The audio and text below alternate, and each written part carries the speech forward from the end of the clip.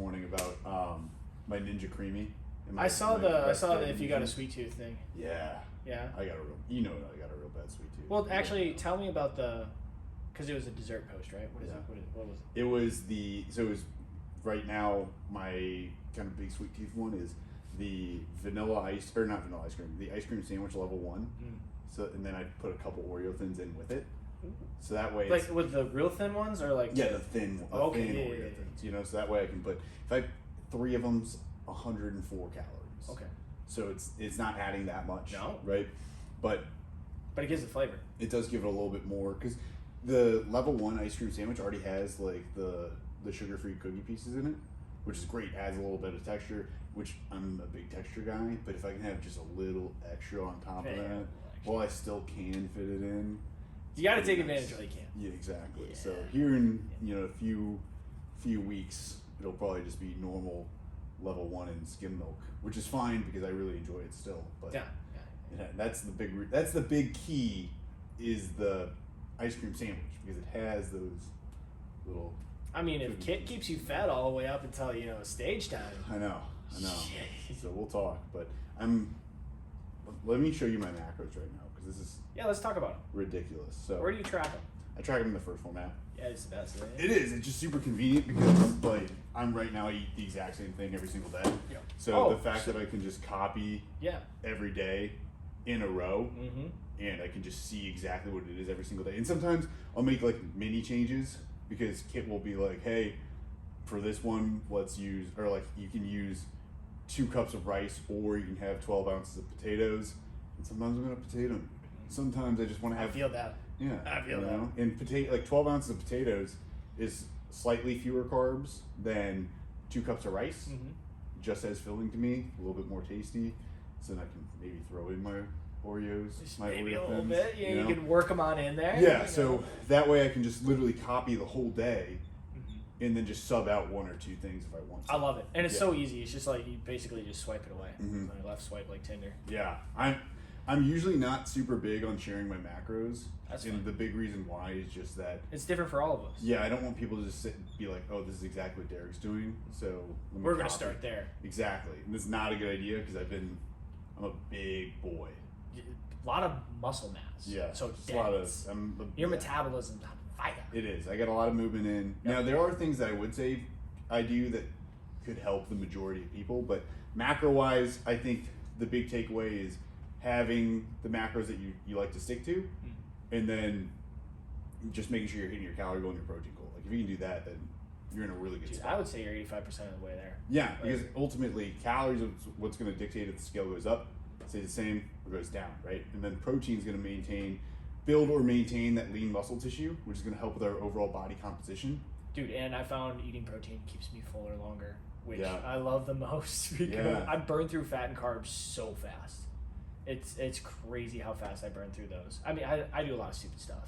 So when it comes to working out and, taking 40,000 steps in a work day, But that's your fuel. That's my fuel. That's your fuel. Yeah, so I need that strong base. That actually helps build every single cell in my body. So I make sure to focus on my protein and my calories. Yeah, because if you ultimately, with all the activity you're getting, and you're using those fuel sources, you're also, doing some damage to your body. Like your body needs that fuel to not fuel, but that those raw components to build your body back up. Yep. Protein is the building blocks of everythay in our body. Yeah. Sorry, I got you a little. Oh no, you're fine. So right now, my goal every day is just under 4,200 calories. I'm eating 365 grams of protein a day, which is crazy. It's a lot of protein, but it's good. 500 grams of carbs and then 75 grams of fat. Okay. Oh wow, your fat's still pretty low for how much protein you're eating. Yeah, but honestly, dude, I feel really good on 75 grams of fat. I think Kit's probably just gonna keep it there for if and this is just me using my coach mindset is if I was running someone through a prep, I would probably keep their protein and their fats pretty steady throughout. Yeah. And then use the main adjustment being carbohydrates. It's usually the easiest thing to adjust and not feel like you're getting super tired. I mean, you may feel a little bit less energetic in all of your workouts. Yeah. But since fats play such a critical role in your hormone levels. It's a really critical fuel source. It plays a lot of very specific roles in your body. Carbs do too, but it's just, in my opinion, it's the one not essential macronutrient that you need, right? Like, I know it is essential. It is essential, but not as like proteins and fats are the essential macronutrients. Carbs you can go up and down. I think there's some nuances to that I would want to go further in detail of, rather than just saying like this is non-essential, because it is essential. Your brain runs, almost exclusively off of carbohydrates. Mm-hmm. You do need carbs. It's just your body is able to convert things into carbohydrates. Through a process called gluconeogenesis. Now that's really sciencey. That's something that and that goes into talk about. Yeah, and when we go into like specific diets, if people want to see us talk about keto and everything like that, eventually we can get into all that stuff. Yeah, and that'll be at a later date. Sorry. Yeah, no, it's fine. It's just I don't want to. I see your gears are grinding a little bit, not like in a bad way. It's just I don't want people to think like, oh, I just don't need carbs. Oh no, we need carbs because you need carbs. Yes. Carbs are very critical. It's just the one that's easier to play with. It is, much easier to play with. And I would also say like you can play with it to an extent. I won't drop somebody's carbs super low unless it's kind of. But I shouldn't say that either. It's because I don't want to speak in any absolutes. Here's the thing. Here's what I'm going to tell everybody. In the fitness industry, it depends. Yeah. There we go. There. All right. Cool. Yeah. Now the people that are going to go really low are the bodybuilders about to go. And normally it's for a specific reason. Yes. Like we're at an 8-week transformation challenge. If I'm trying to get to sub 4% body fat, which is crazy. Yeah. Same with you on your show. Probably not going to be eating as many carbohydrates.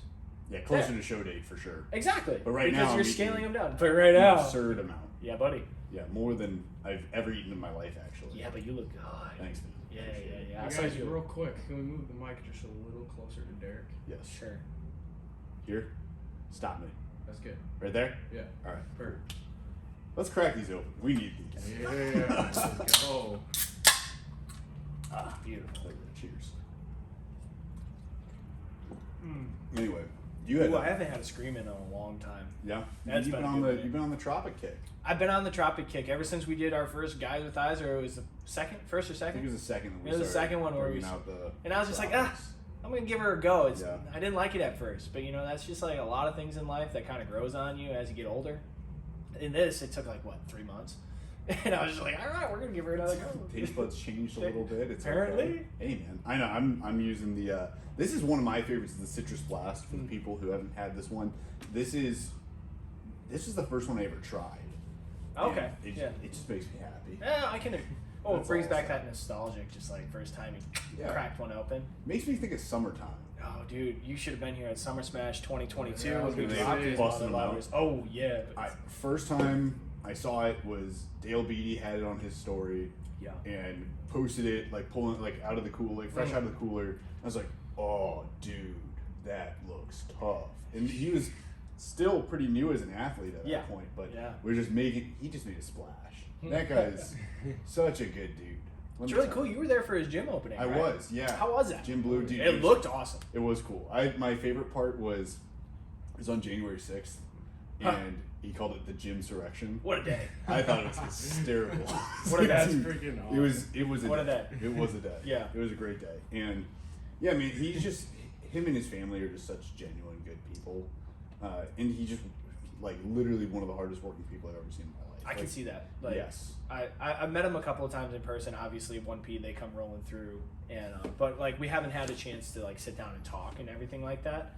So hopefully on the outdoors side of things, that it's kind of going insane right now. We're able to get together and build that relationship with everybody. It's so cool being in realistically a small company. Yeah, I got my outdoor shirt on you? today. Yeah. Let me see it. I'm all braided out. Oh yeah, dude. Yeah, sorry for the people who can't see, but can't really see it. No, that's okay. The First Form Outdoors. The outdoor stuff's really cool. It is. That hoodie that we dropped with just the compass hoodie. Yes. Oh, it looks sexy. It's black and orange. Yeah, dude, that thing is stupid comfy. Yeah.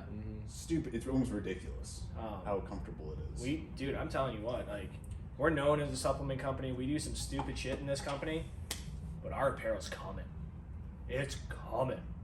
Ever since I started. You felt this thing, right? Dude, yeah. I put this on for the first time today. Yeah, and I started in May of 21, and from where our apparel has come, like leaps and bounds, and that's crazy to see. I love it. Our apparel in 21 was like, that was when I started as a Legionnaire, and I loved our apparel then. Yeah. But dude, you're right. Dude, it's crazy, and it's just gonna keep getting better, and that's what I love about it. But on kind of the outdoor subject, got this big announcement for me for sure. But and possibly you, hopefully, or hopefully not if everything goes well with your bodybuilding. So like that's kind of up in the air. But anybody watching this, you are formally invited to come to Hawaii. The races are on August 17th and 18th for a Spartan trifecta weekend. Now, what that means is that Spartan races, they hold these weekends, right? We're going to be doing the one in Hawaii, and it's going to be on North Shore. New event, venue, everything. So like I haven't even ran this course. But so there's a sprint, a super, a beast, and an ultra beast. The sprint is 3 miles. It's a 5K. The super is just over 6 miles. It's a 10K. And the beast is a 20K, which is 13.1 miles, half marathon. Then the ultra, oh yeah, it is over a marathon. Just obstacles. Yeah, buddy. Over 60 obstacles. So throughout this year, I'm running a lot of Spartan races, right? And that Hawaii one is going to be my ultra weekend. So I'm going to be running the ultra on Saturday and the super and the sprint on Sunday. That's how the course goes out. So you're planning on doing it. Yes, that's the plan. Unless the bodybuilding thing takes off, which I pray actually that it does, because we can always run again. Even if that, like for whatever reason, if I'm still trying to reach that next goal that we've kind of talked about a little bit. Yeah. But if that comes stepping stone comes and you got to that, yep. But even still, like with what we kind of talked about, how we want to plan that weekend out, I mean, there's no reason I still can't be present, at least in some capacity. Cheering me on. Making sure either cheering you on or cheering on the people and hell yeah, just getting together. Exactly. Yeah, and the whole reason that I kind of want to do this, right? Like first off, I love Hawaii. It's selfish. Hawaii's great. If you haven't been, y'all go. Number 2 is that I got involved in Spartan racing in like 2014, 2015. And what drew me to them was their whole thing is get 100 million people off the couch and out doing something hard. And I think that matches up perfectly with what First Form does and being an employee of First Form and representing Spartan. I'm just like, hey, let's make a great vacation in a tropical island. But still do something hard. And here's the best part. Enjoy each other's company, right? That's the whole thing, to get people together. And because of that, I actually have such a huge weekend planned if people want to participate, right? So what you're going to have to do, you're going to have to reach out to me. You can reach out to Derek. You can reach out to Six. You can comment down below on this video, whatever you want to do. On Thursday, we're going to be hiking Cocoa Head. Have you ever seen Cocoa Head? No. It's freaking awesome, man. Sounds it's like a fun. Man, so like Cocoa Head. Dude, I know. Like, yeah. Ned's a classified school survival guy. Yeah. Dude, I'm telling you. So what it is, it's like an old mining thing. It's like an old mining railroad, but they took the rails out, right? And you can climb up this nice steep incline. Oh, dude, I'm serious. Like that, right? And then you go and you look over, like, the volcano hole. Right, at least that's what I think it is. Don't quote me. I'm just not an islander. Like whole, like the inside of the volcano. Yeah, like you can just see like the marina. Can you see and the everything. lava? Dude, no. Damn it. No. But here's what's really cool is that then because it's Hawaii, right? You can go to old bunkers from World War II. Oh. And like they just left them up there. They're old concrete bunkers, and you can walk in them and stuff like that. And there's some still old mining equipment, right? Sick. And so we're doing that Thursday, right?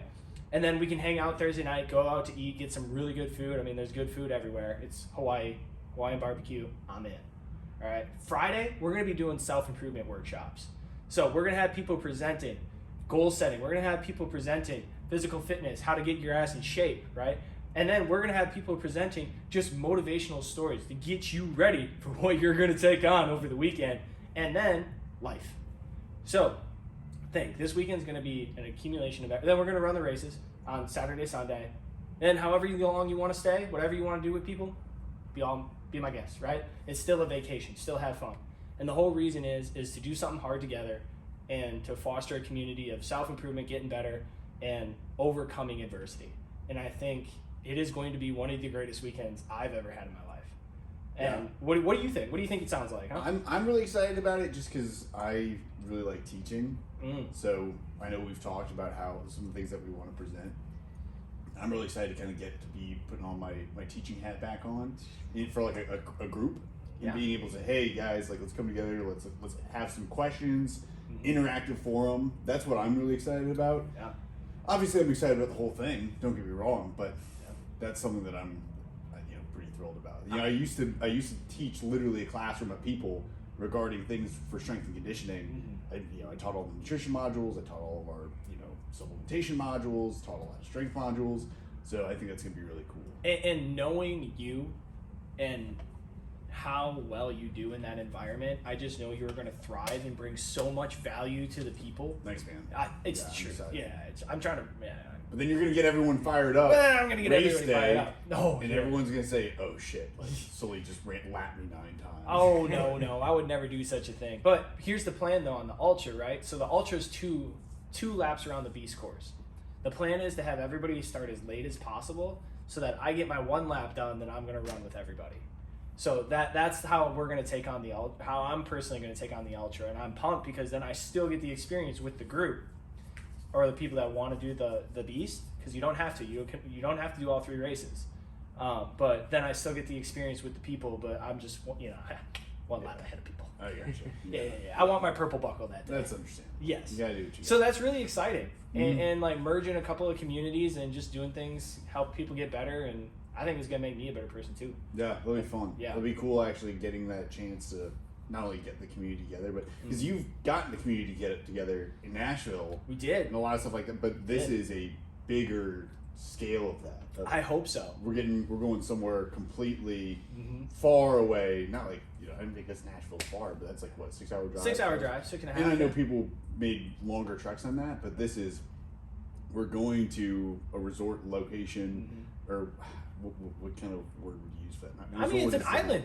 Yeah. Paradise? Yeah. So, paradise on Earth, one of the two. And it's a multiple day thing. Yeah. Which I think is going to be cool. So yeah, and I've been talking to a couple of my Aussie friends, and we might get some Aussies there, and we might get people from all over the place. So that's the most exciting part. Nice. That'll be cool. That'll be cool. Well, nice, man. I wanted to talk about the open gym from this past week, if you're cool with it. Absolutely. I love going to our open gyms for a few reasons.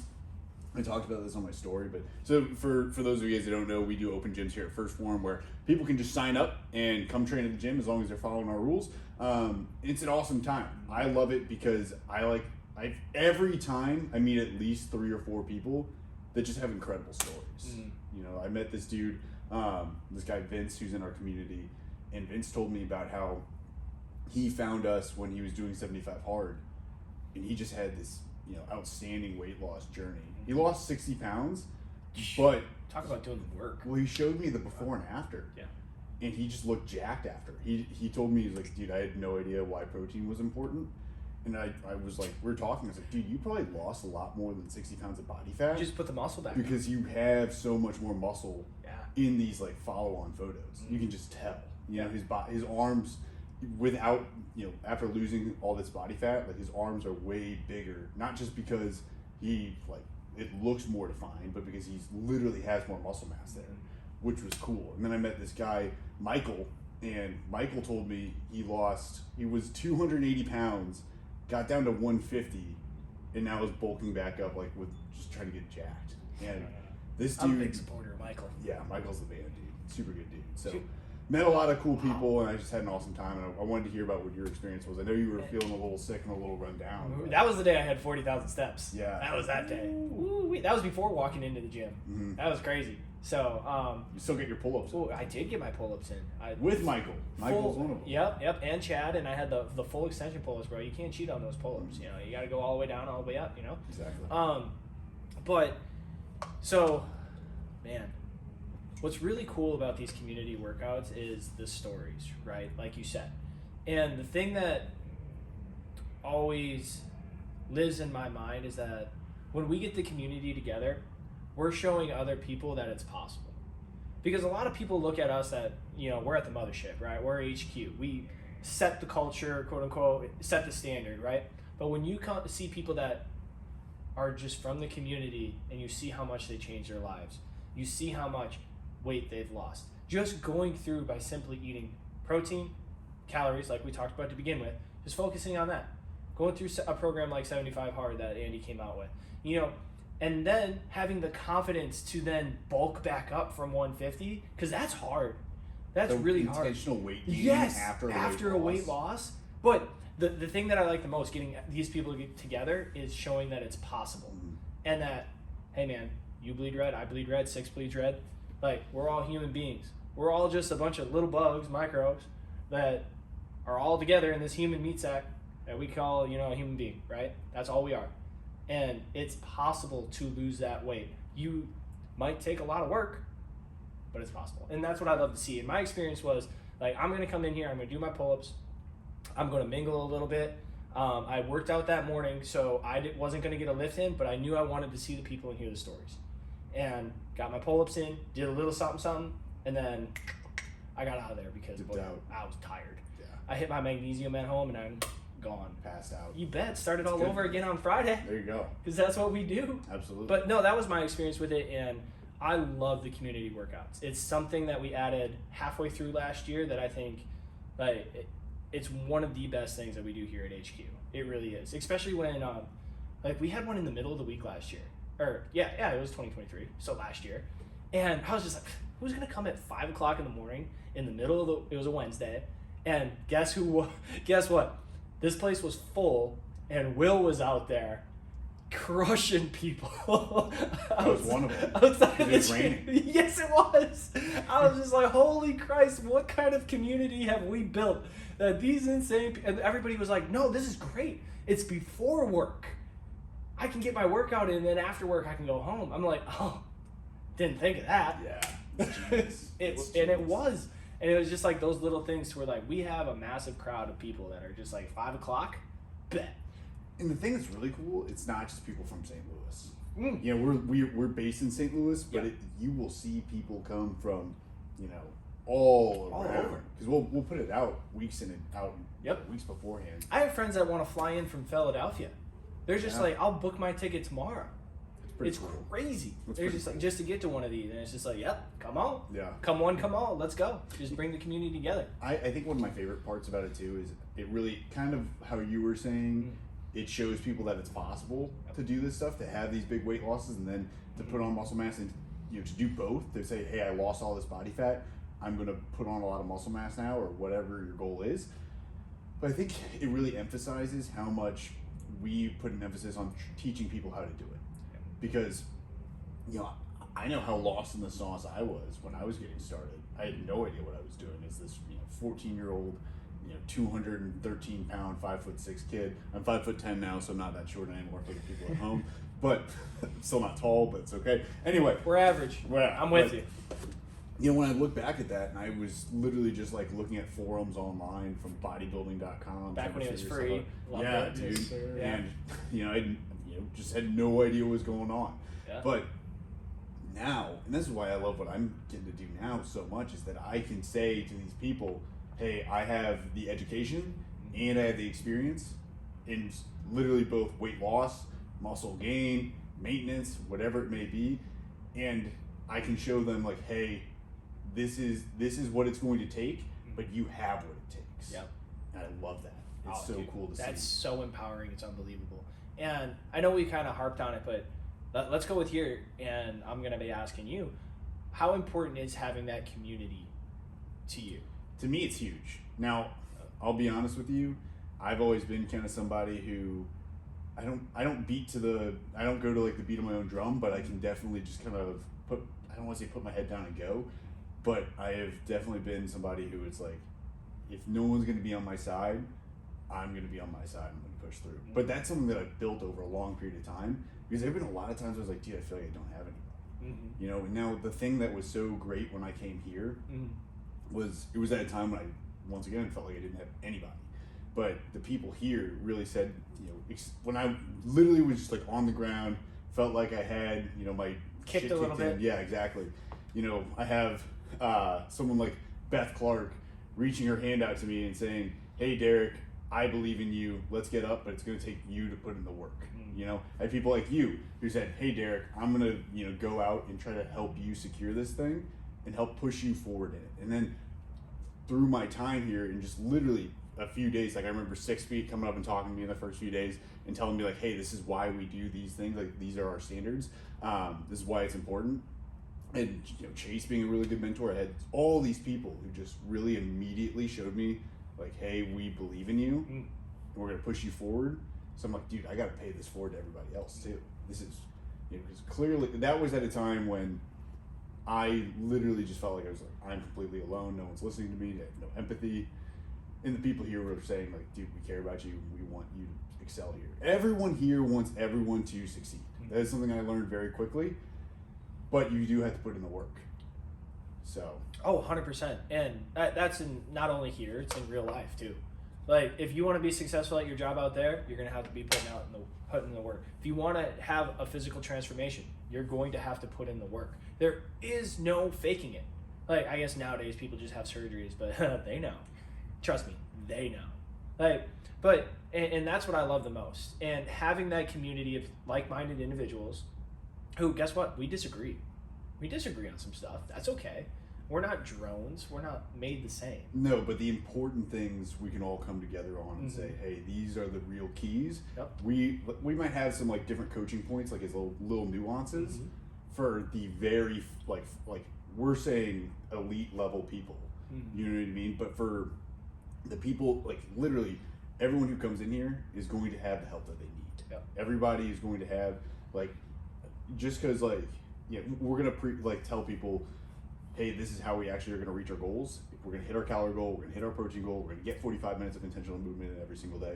We're going to stick to the foundational supplements that we need just to fill the gaps in our diet, and we're going to get rocking and rolling. And that's what I think is really key for people and can get anyone fitness results. And we communicate properly that, hey, this is going to take a while because you didn't get fat overnight and you're not going to get healthy overnight, realistically. And the best part is that we always communicate that the work is on them. Like, they have to do it because like we can only coach so much, right? And I bring up the community for a specific reason. And I was talking to my pastor not too long ago, and he was just like, hey, because I was talking to him, man, I haven't really found a church, haven't found a community since I left home back in 2013. Moved around, didn't really find anything out in Seattle, and then went to Sicily for a couple of years, you know. And then once I moved out here, I still haven't found anything. And he said, Sully, that is one of the most important aspects of religion, because that's what we were talking about at that time, is the community. And it's the same for fitness. And I think it's the same for financially, emotional well-being, and spiritual well-being, physical well-being. What do you think on that? Like, yeah, I think, the buckets, you can have different communities. Yeah. They can have some overlap, but what do you think? I think, yes, I would agree. Like, in general, yes, the importance of community is critical in everything we do, and that's why I was able to kind of get back on my feet and get stuff going, was because I found my community here when I didn't have my community outside. Oh, we weren't going to let you fail, brother. No, I know, and that's what I want to make sure is like communicated. Now, even though I kind of felt like maybe outside of here, like when I went home, that I was alone, I really wasn't, because every day I showed up back here and I had all these people here to support me. So I think kind of the piece I want to explain to people is there are times when you may feel like you are going by yourself. And that's every community. That's shoot, I felt that before. That's fitness, that's faith driven, that's work environment, whatever it may be. You're not. Well, you may be at some points, but at least in your faith, at least you know you have God. So you're not truly alone. You're never alone. You're never alone. But when it comes like fitness, when it comes to work environment, when it comes to or even spiritual environment, like we're here. We are here to help people with whatever they need help with, and that's what we love to do. And I think seeking that out is really important, because I know when I'm like either laser like focused or kind of feeling down, I tend to isolate. And like I will just stiff arm everybody that's even like trying to show me affection, like just that they care, right? But I think it's really important to kind of like take that chip off. Maybe it's an ego thing. It really is, because I don't like to feel vulnerable, right? I don't like to show vulnerability, and let that community in and be like, hey, we got you. But it takes me seeking it out. And I think that's what a lot of people miss is that, the community's there, but the community's there only if you let them in. Like, if people don't let you coach because they don't want to look embarrassed, which, hey, if we're starting something new, guess what we're going to do? We're going to suck. Like, it's just part of the game. Very few people come into anything that are just natural. Exactly. Like maybe the top 1% of 1%, maybe. Yeah. So, like, hey, it's taking that chip off the shoulder, and I think that's really to stay humble and then execute on the game plan. And, like, if that's getting in the spiritual community, that's that. If that's getting in the financial community, that shit's hard. Like, learning how to curb your expenditures, whoo, here we go. It's going to get bumpy. But same with the fitness community. And I think that's what I really wanted to get across is, like, you gotta stop isolating yourself, because I do it a lot. You have to accept the help. Exactly. You really do. And that goes for every bucket of life.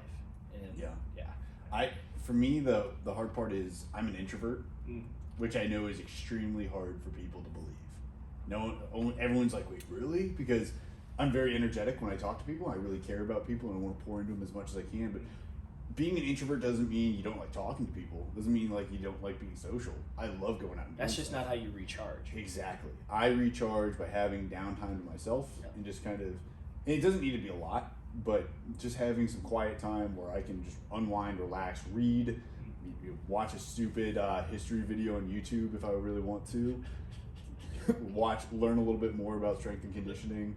I do a lot of, like, dude, I'm a nerd. I am a nerd. No, dude, that just brought me back to, you came up to me at work and you were like, what do you listen to? And I was like, I was learning about the Dagnau concentration camp, and I was like, oh, and you're like, oh. I was like, yeah, I just didn't expect it. 'Cause, I go up to anybody else listening to a podcast.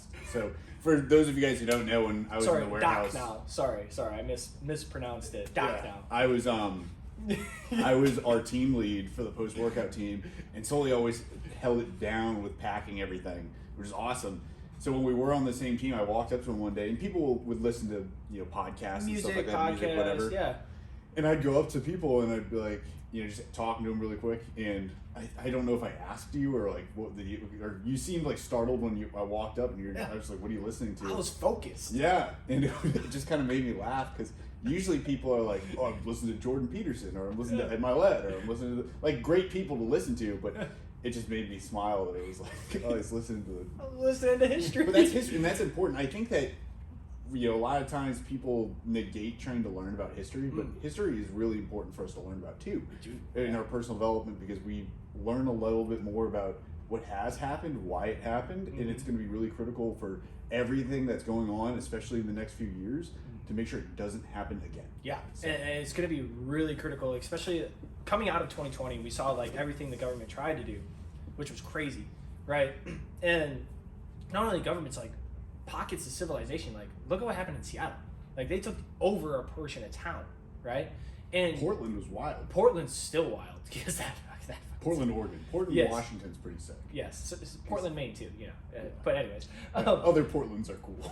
but like so, Dagnau. The reason what was crazy about Dagnau is that it started out as a concentration camp for political prisoners. So anybody that went against the Nazi regime or Hitler, like that's where they went, and that was actually not a termination camp. That was just a workers' camp. Right, so that's why it was so interesting, because like they just put people in here because they needed to get other stuff done and other stuff built. So like that's why it was really interesting, because normally when you hear concentration camps, you think Auschwitz and things like that, or everybody's getting gassed. And it was just a different thing that I'd never learned about before. So I was just like so enthralled, like wanting to learn this stuff and to see how to like not let it happen again, because like that stuff can like that, and it's there. And the thing that's scary is it is still happening in the world. Like, dude, China. Yeah, exactly. It's crazy. That's exactly what I was thinking of. Yep. If you're a Muslim trying to be in China and you have to go to a concentration camp that has over 200,000 people in it. It's pretty terrifying. Crazy. And, man, it drives me really crazy that people here in the United States just kind of think like, oh, we should just keep giving the government more power. We should just give them a little bit more, a little bit more, a little bit more. And like, oh, we should trust them. Like, they haven't done anything wrong, which we have seen. Like, even if, let's get rid of this modern, like, last 20 years. Mm-hmm. Let's look back at what the government's done. We look at, like, the McCarthy trials. Like, where Senator McCarthy was literally just saying, like, the Tuskegee experiments. Yeah, right? But, like, literally just accusing innocent people. If you're a communist, you're going to go to jail now, unless you give us more names of more people who have nothing to do with communism. But I just want to keep people terrified. It's like some KGB shit right there. Like you said, the Tuskegee experiment. We have all of these big problematic experiences that we've seen the government do that was very clearly wrong, and for some reason people just want to forget about it and just want to keep. Because it's not taught. You have to seek it. But here's the thing: I remember learning about this stuff. I learned about this stuff in grade school. I learned about it in high school. I didn't really learn about it as much in college, but still a little bit. So it boggles my mind that people just forget about it, don't care about it. Like, are we going to now forget about all the atrocities of World War II, or are we going to forget about, what... And they're trying, which is crazy. Because 16 million people died in World War II. Yeah. 2 million people died in World War I. Yeah. Like, it's just craziness. But, God, the best thing you can do is educate yourself. You said it. And beyond that, I'm sorry, I'm going to interrupt. No, go. You're right. Very important to educate yourself, but I'm so frustrated with people that they get this education, they just hold on to it, and they won't speak up about it because they won't share it with other people. And they just know it for themselves. Yeah. But they don't have, like, for lack of a better term, like the nads to go out and say, hey, dude, that's wrong. You need to care about this. Like, yeah, you're wrong here. Like, I'm going to share this. And it doesn't necessarily have to be in an aggressive manner like that. I would actually encourage people to not do it like that, because that's not going to turn anybody over. Be open for conversation. Exactly. Like, ask them questions, like, kind of disarm them with, like, either a compliment or something that you agree on, or ask them why they think that, and just kind of asking questions. Usually asking questions unveils the answer to them, and they kind of realize... Clicks. They're like, oh, this is stupid. And like, the way I'm thinking is stupid. At the same time, be open on your end, too, to learn as well. One of my favorite things that I learned, Tim Ferriss, he's wrote the book 4 Hour Work Week, stuff like that. And he was talking in a podcast. He's like, hey, be open up conversation, but kind of establish right away, like, hey, are you open to changing your mind? And if the answer is no, it's just like, oh, well, I'm going to go talk to somebody that is. Because there's just, and that's why I'm saying that, because I don't want me, to go into conversations being like, I'm right. You have to open the door like you're wrong. So, like, being able to have that dialogue back and forth, and to be educated so you can back it up. Yeah, it's really important. Especially because a lot of people get very defensive and will almost just be like, once you've shown them, because they will see like this mirror of, I look stupid now, and they will go very defensive. They will get very defensive. So I've been there. I've been there too. Yep. I had this big argument while I was still in the military. I was like about to get out. It wasn't even a big argument. I was literally using this technique of just asking questions. And there was like I think it was right after that last big school shooting that was last year in March, February, something like that. I don't remember which one it was, or what it was, to be honest with you, which sounds terrible, but the guy who was the representative of that county had posted a photo like a year before at Christmas time with him, with like his family, like they all have ARs and stuff, and I was like, that's a pretty sick family photo if you ask me. And this, like, they tried to bring it up, like people were trying to make it seem like he had just posted that photo the day of that shooting, or like the day after, and it, like the caption of it was something along the lines of like, I'm not gonna stop protecting my family, I'm not gonna give these up. But once again, this is before, this is like months to a year beforehand. Like, you could see the Christmas stuff in the background. I was like, I literally just shot this person DM. I was like, hey, why do you find it problematic that he posted this, well before the shooting? Because clearly it's not connected. And they were like, well, because it shows that he is for guns, like he's against gun control, and that could have stopped this. And I was like, okay, so why do you think that this photo of this guy supported, like saying, hey, I'm protecting my family, like I'm pro protecting my family, why do you find that problematic? And they just were like, well, because you shouldn't be able to just have guns like that. I was like, well, do you think that you should be able to protect your family?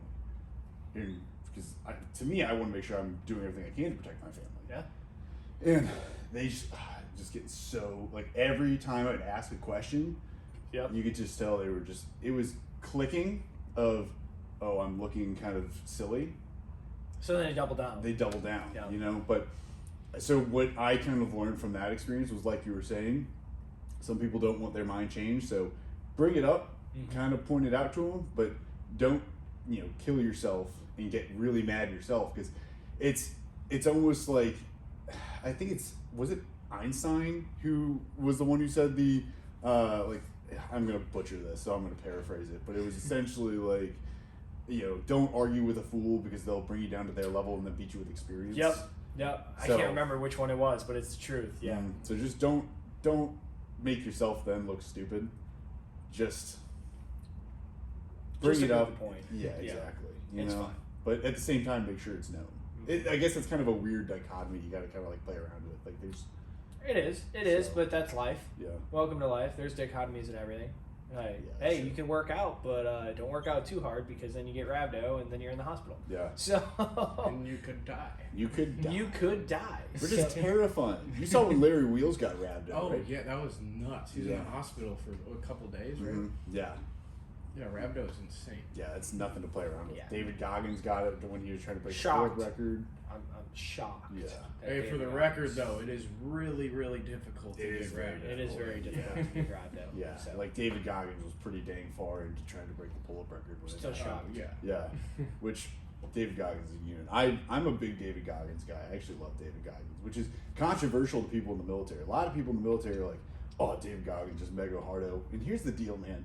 No one's asking you to live exactly like David Goggins. I'm asking people to take away the ideals that he lives by, which are discipline, accountability, pushing yourself.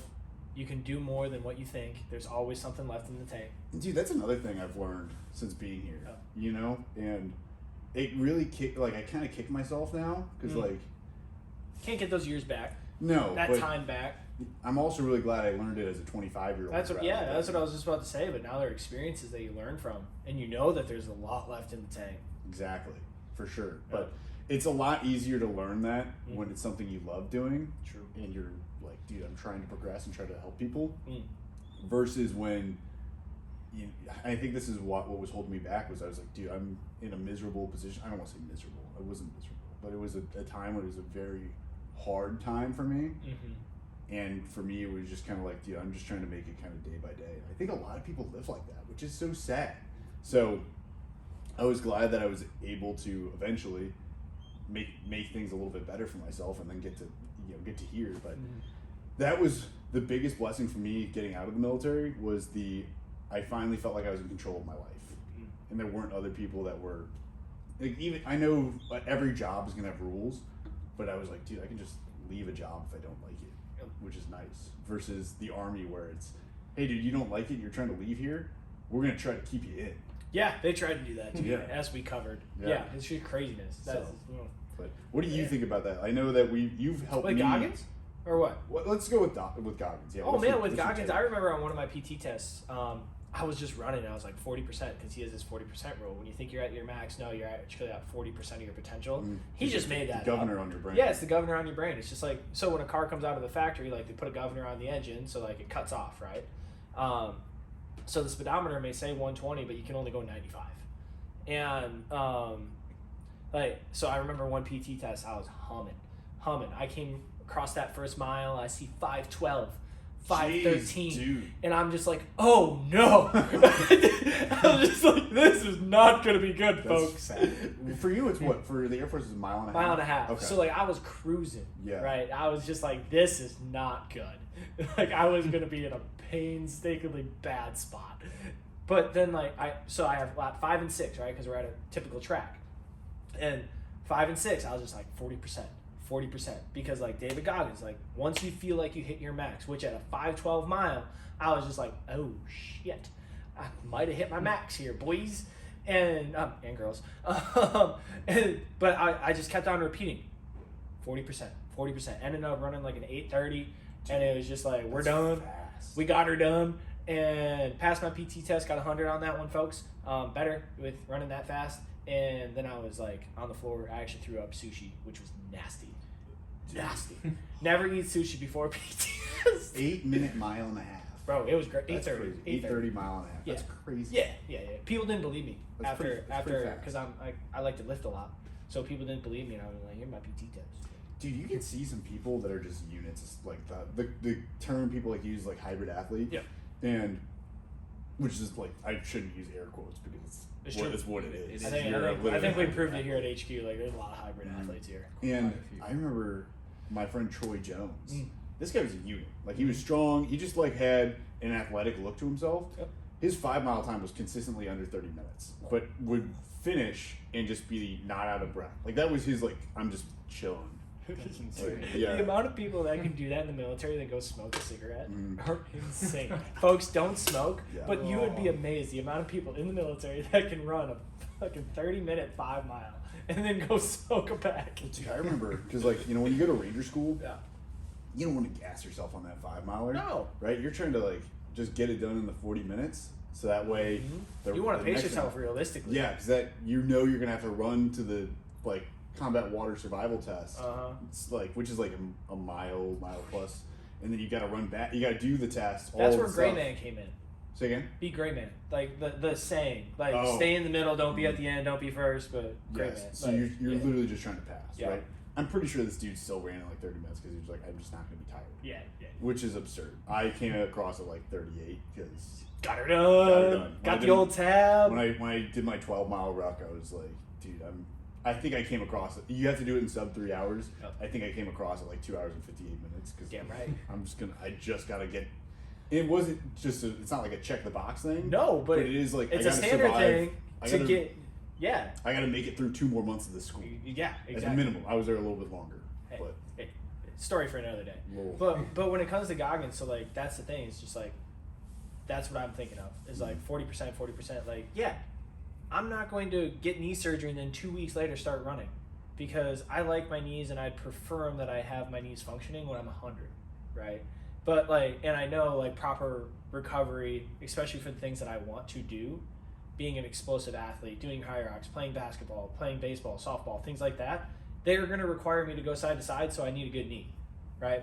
I don't have the opportunity to get my knee drained whenever I need to get it drained. So, like, as a mentality standpoint, I'm going to tack my physical therapy with the same mentality of I am going to do everything right to the best of my ability every single day. That's the mentality that I take from him. I am giving my 100%, but I'm focusing on PT, focusing on getting healthy. I'm not going to go get up and run 10 miles on a knee that just had surgically repaired. Yeah. Like, and that's where like maybe you can say that's the difference in like where he is and where I am. It's like, okay, cool, but my knee still works.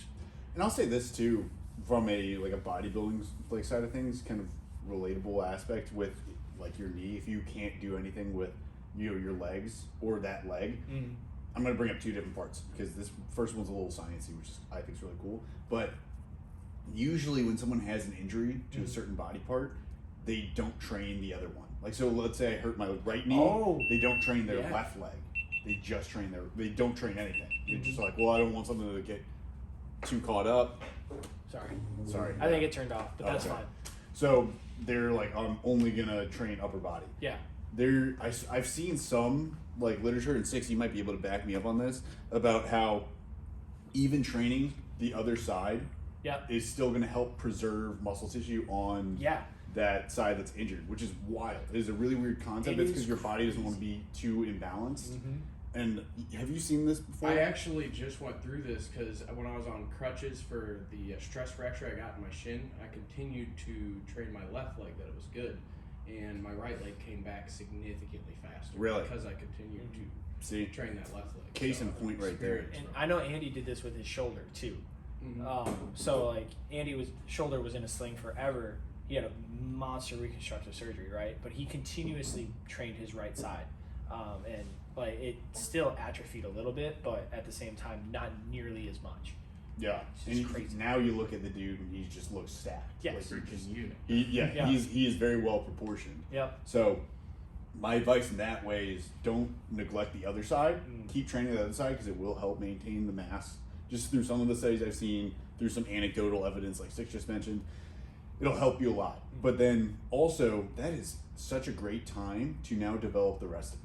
Like, maybe I move to maintenance for that left leg since my right leg's the one that's injured. But then, I go try to develop my arms for a little while. I try to develop my chest. I try to develop my back. You can still sculpt a very well-rounded physique and then just go back to focusing on that piece when it's healthy. So you can still go and attack other things and do really well, and then also, like you're saying, do your physical therapy and make sure that you're attacking that with 100% intensity, 100% intent.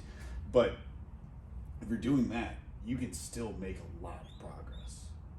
Would you agree from your experience, Sick, when you had... Oh, dude, absolutely. I mean, I was on crutches all the time, so I was getting a little bit of a shoulder and arm workout, so my upper body was catching up, but that's what I focused on, to bring my upper body up to my lower body. And I actually had a lot of people comment like, yo, you're getting fucking huge on those crutches. Like, I might have to try it. But yeah, no, I definitely worked on my weaknesses and brought them up to where when I could start working on my strength again, it's a lot more even. That makes sense. Yep. Cool stuff. It is. It's crazy. Body's a beautiful machine. Body is a beautiful machine. I love it. But yeah, I know a lot of people kind of, they listen to like I don't want to use the term hardo, but like a lot of people will be like, oh, that guy's a hardo.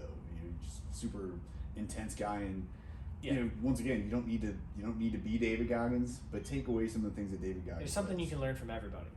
Like you can tease out the habits, the tactics, the tools, and utilize them in your life, and I bet you will be a better individual. Yeah. I don't sleep in every single day. I get up to my alarm. Mm-hmm. I go to the gym. I'm disciplined with my diet. I read a book. I go to bed.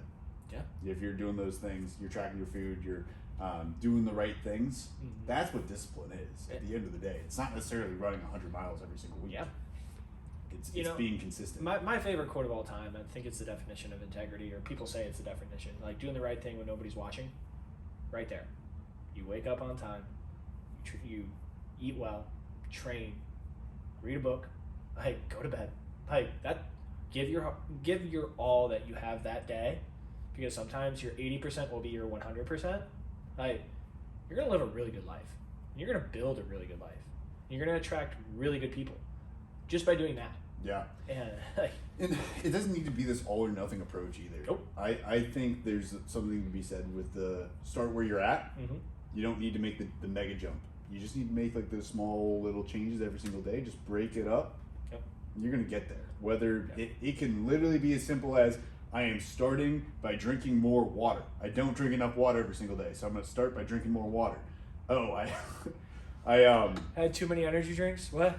Okay, so we're gonna put water in between each energy drink.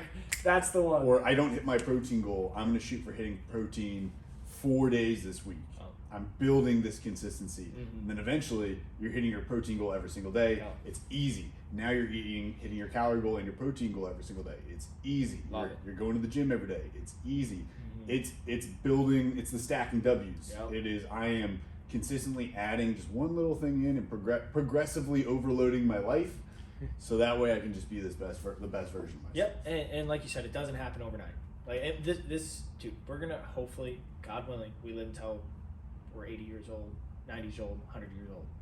We're going to shoot to get better every single year we're alive, because I heard this from Ed Milet. I am going to take the 29 former years and put it into my 30-year-old self, right? When I turn 31, I'm going to take the prior 30 years and put it into my 31-year-old self, because I want to continuously use that experience to get better. Mm. And I think that's the main thing. It's like realizing that things aren't going to happen overnight. But if I stack my W's every single day, I'm going to get better. And if I get better, I'm going to live a better life. If I live a better life, I'm going to provide a better life for my kids, for my future wife, and so on and so on. Then that's how you create a family legacy. Just keeps going, right? And I think that's really, really what life is all about. Yeah, I would agree. I think that's a good place to end this today. I think so too. I think it's cool.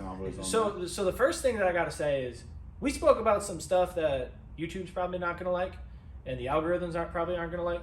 So if y'all watching this would like, share, comment, whatever you want to do to help us out, be greatly appreciated. We do this for fun, and we try to help some more people out. Yeah, and we like to think we bring some value in. If you think that, please like, comment, share, subscribe. It'd be awesome. We're going to get onto Spotify really quick here. Working on pulling all that audio to get it up there, and we're going to go from there. We have some cool things in the works too. Working on a little intro, so we're working on that kind of stuff. And just scaling this out, some stuff's about to get really cool. We have some cool stuff. I mean, I'm a cool guy already, but you know. Yeah. I'm not. I'm working on it. Yeah, we're nerds, honestly. I'm a meathead. But, so Derek, once again, putting you on the spot again. Can you end us with prayer? Yeah, sure, man. Absolutely. Lord, you call us every single day to follow you. Right now, the world that you've made was perfect, and we as human beings have messed it up quite a bit. I would like to pray that you guide us every single day to be more saintly, to be attracted more towards your kingdom of heaven, so that we can bring more people in this world who are currently lost back closer to you. I'd like to pray that you guide us to be intentful with our actions every single day, to be called away from sin, and to want to embrace you more and more every single day. I would like to pray that you guide us to submit to your will and help us to just be better versions of ourselves every single day. In Jesus' name, amen. Amen. Amen. That was a good one. I should have written one down.